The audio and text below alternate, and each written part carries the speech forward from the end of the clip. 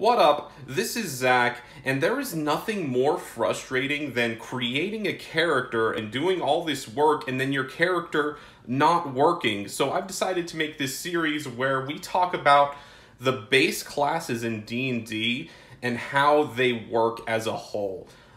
So I'm just going to break down a couple of different things with each class that is in the base class, no subclasses or anything, and talk about how to make them work as a whole. So hopefully we don't have to wonder why our games aren't being fun and we just know how to do it. So hopefully we can make this a little bit easier for everyone and we can have fun games in D&D. All right, let's talk about the Rogue class. I just want to say that the Rogue is what inspired this series for me, because the Rogue is the first character I ever got to play, and it was not a good time because I had no idea what I was doing. But we're going to break this video down into two parts. The first part will be the Rogue in combat. The second part will be the Rogue outside of combat. So hopefully that's easy to follow. Alright, so the Rogue in combat is great. The Rogue excels at doing a ton of damage because of its sneak attack. But the sneak attack has a couple of conditions that you have to meet in order to get that extra damage. The first condition being you must be using a ranged or finesse weapon.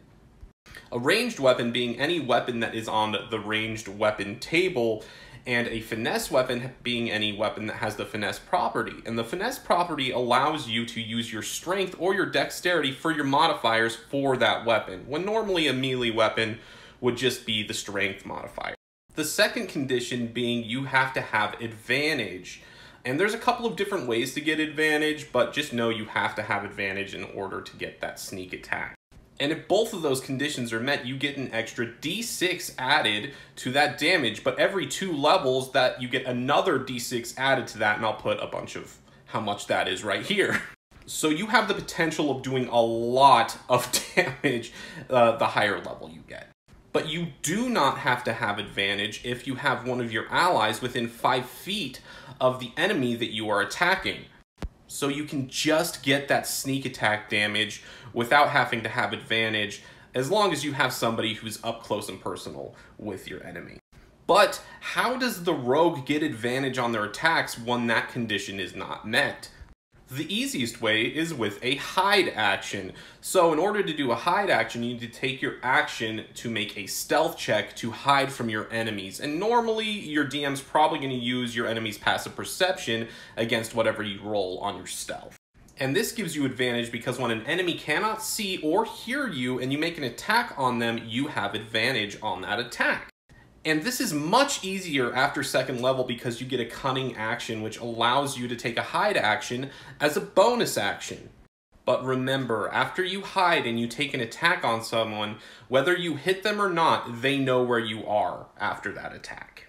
So your game plan in combat is if somebody is within 5 feet of an enemy, you can attack them and still get your sneak attack damage. But if there isn't, you must use a bonus action to hide so that you can get advantage so you can still get that sneak attack damage.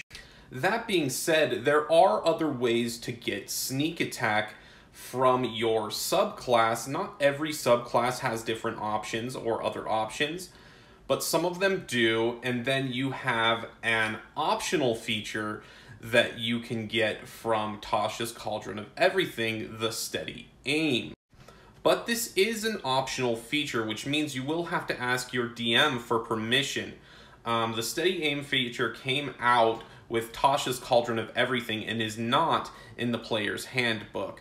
So yes, you do have to ask your DM for permission. But the way steady aim works is if you have not moved on your turn, you can give yourself advantage on your attack for that turn, and your speed will drop to 0, so you cannot move after you make that attack either way. But it is advantage, and it is a guaranteed sneak attack that you can get rather than having to make a hide attempt and possibly failing that, then having to attack and possibly missing. I think most experienced DMs will let you do this because it makes your turn faster, but still you have to ask. So to sum up combat, everything is going to be built around your sneak attack. You should not try to engage your enemies because you do have lower AC and lower HP. So stay far away, use ranged attacks. If you do get close, you can use disengages. Just try to get away, keep your distance, and use that sneak attack. Now let's talk about the rogue outside of combat, which is another really fun thing if you know how to use it. So rogues get expertise, which allow you to add twice your proficiency bonus to 2 skills that you are proficient with. And once you hit 6th level, you can choose 2 more skills. You can also double the proficiency you get with your Thieves Tools as well. And most rogues are going to use that proficiency inside their stealth skill so that they can get that sneak attack that we talked about earlier. But you can also use it to infiltrate and scout ahead of your party to figure out what's going on and know what you're probably going to be up against in a dungeon or another scenario. Rogues are also seen as problem solvers, so they can use Thieves Tools, for example, to discover if there is a trap ahead while they're doing this infiltration.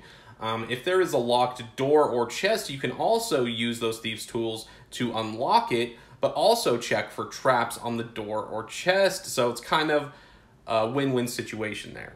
So Thieves Tools and Stealth normally get that first expertise boost. Now let's talk about Thieves Tools, because whether you take expertise with Thieves Tools or not, you are proficient with them. First off, they come with a small file, a set of lockpicks, a small mirror mounted to a metal handle, a narrow-bladed scissors, and a pair of pliers. So you get the idea. You can use the mirror to look behind things. You can use the pliers to grab things without touching them. Use the scissors to cut string.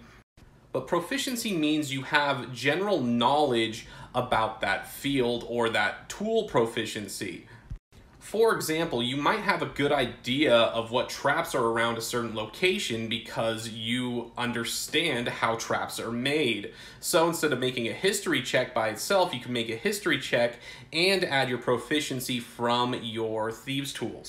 Also, you can do this with your insight, perception, and investigation. Like, oh, I'm going to investigate this place to find a trap. Of course, you can add your proficiency bonus from your Thieves Tools to that investigation because you are proficient with Thieves Tools.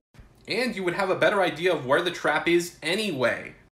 What I'm trying to say is get a little creative with your Thieves Tools and your other skill checks as the rogue, because you can fall into this trap of just being like, I'm going to sneak, I'm going to go check for traps. I'm going to sneak, I'm going to go check for traps. When you could be doing other things that can help in that same way, just being a little more creative. Like, instead of saying, I just disarmed this trap, you can ask how the trap works and then try to make it so it just doesn't go off once instead of just completely dismantling it. Then if someone comes behind you, there's already a trap set up. I would say no matter what skill you use, whether you're being the sneaky infiltrator or you're being more of a persuasive type to get into somewhere and figure out what's going on, just make sure to try and avoid making those checks as much as possible as well, because once you fail one of those checks, you fail one of those checks. Regardless of how good you are, it can be a big risk, but maybe that's the fun of being a rogue. To sum things up for a rogue out of combat, know what skills you're good at and use them. In most cases, you're going to be a scout for your party who looks for the encounter that is ahead, whether that encounter is a bunch of creatures you could fight or a trap. So just make sure to keep your eyes open and be paranoid. Thanks for watching. If there's anything I missed, go ahead and throw that down in the comments. Like, subscribe, and yeah, D&D is dope.